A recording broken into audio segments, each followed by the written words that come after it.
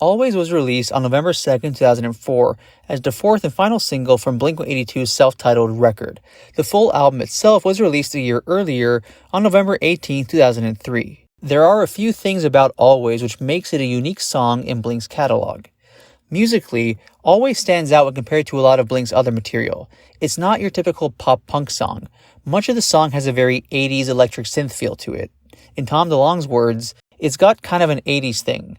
It's not a dance song, but if you were to dance to it, you'd look like you were right out of 85. As a matter of fact, during the production process, the working title for Always was the 80s song. In Mark Hoppus' words, this is a total 80s song. At the outro, there are 4 bass guitars being played. A Fender Bass 6, a Fender percussion bass doing 2 different things, and a Roland synth bass that sounds like a keyboard. One of the things I love best about this song is Travis's percussion, using the cabasa as an accent before the snare hit. In terms of the percussion on the song, Travis Barker has said the following: "We recorded everything super dry and 80s feeling. The cymbals are on top of each other with cool keyboards in the outro. There's a really fast tambourine in the choruses. I think anyone can love this song. It was a simple song." Legendary pop-punk producer and frequent Blink collaborator Jerry Finn produced Always, and one of the unique things about the production of this song compared to the bulk of Blink's other work is the use of synthesizers. In a way, I find that Always foreshadowed post-breakup Blink in the sense that there's a lot more of an electronic music influence to Blink's music post-breakup than there was pre-breakup, especially on their most recent record, 9. Interestingly, when Blink got back together, Always was the very first song they played together publicly. As unique of a song that Always is in the Blink catalog, the music video for the song is arguably even more of a standout, and the proof of that is sort of in the pudding. When the song was released as a single, it didn't chart very well, at least not in comparison to how Blink was used to charting. The song peaked at number 39 on the US modern rock track charts, but largely because the music video was so unique, it got a lot of play on music video channels, and it really propelled the popularity of the song. Personally, I think the video for Always is a great concept, and I do think it's very well executed, but there are some people out there who feel the split screen can get a little distracting and take away from the music. Tom DeLonge has said the following about the editing for the music video: "It's like doing an algebraic formulation on paper when you watch it. It's the same kind of feeling, but it's rad." The music video for this song was actually shot while the band was on tour in Australia. The girl in the video is Sophie Monk, who's an Australian singer and actress.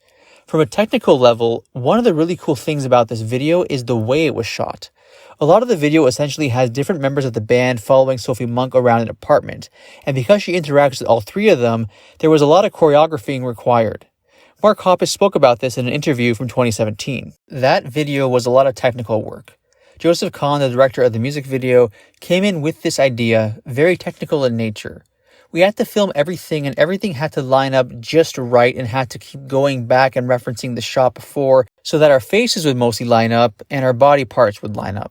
We kind of walked through everything, and on the very first shot, we had to choreograph this whole thing, and somebody dropped a bottle and it broke, and I slipped on broken glass and wiped out. It was not the best way to start off a video shoot, but the video is really genius and really cool. He did a great job. Definitely the most technically difficult video we've ever shot. It's made to look like it's on one take, and the takes were actually pretty long. It was all really choreographed. I'm walking on one side, and then it would pan to somebody else, and then you duck. It would pan back around, and somebody would fill in your place. And then you'd have to walk behind the camera to get over here. It was really difficult. And I remember we were all drinking a lot of red wine that day, so it became increasingly difficult. We were in Australia, and the big thing was that we were filming in the same studio that the Wiggles shot their TV show in. And they were off at the time, so that's why the studio was available. If you guys ever wanted there to be some sort of Wiggles Blink crossover, look no further than Always. Now, as is the case with many of Blink's songs, Always deals with a relationship. This particular song is about trying to make up with an ex-partner. In an interview from November of 2004, Tom DeLonge eloquently described the meaning of the song in one short sentence. It's kind of a love song. One of the things which makes Always a unique song in Blink's catalog is that it's the last Blink-182 single to be released from a studio record prior to the band's breakup in 2005. Their greatest hits record was released on Halloween in 2005. Not Now and Another Girl, Another Planet were released as singles from that album, but greatest hits albums aren't technically considered studio albums, and therefore, Always is the last Blink single to be released from a studio record prior to their breakup. I did a video on Not Now. If you want to see it, it's linked in the description box below.